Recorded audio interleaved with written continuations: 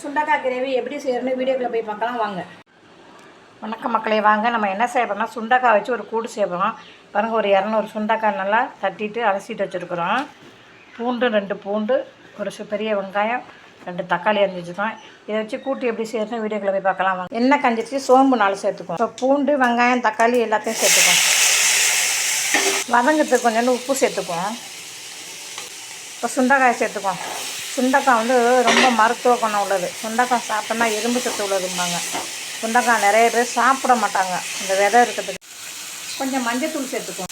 ஒரு ஸ்பூன் குழம்பு தூள் சேர்த்துக்குவோம். கொஞ்சமாக காரம் கொஞ்சமாக போடலாம். கொஞ்சமாக தண்ணி சேர்த்து வேக வைப்போம். கொஞ்சமாக தேங்காய் சோம்பார் சேர்த்துக்குவோம். சுண்டைக்காய் கிரேவி ரெடி ஆகிட்டு பார்த்தீங்களா, சூப்பராக இருக்கும். அப்படியே மட்டன் குழம்பு கூட போட்டு போயிடும். அந்த மாதிரி அந்த டேஸ்ட்டில் இருக்கும், அருமையாக. இது மாதிரி நீங்களும் சுண்டக்காய் கிரேவி வச்சு சாப்பிட்டு பார்த்துட்டு கமெண்ட்டில் சொல்லுங்கள். இந்த வீடியோ பிடிச்சிருந்தா லைக் பண்ணுங்கள், மறக்காமல் சப்ஸ்கிரைப் பண்ணுங்கள்.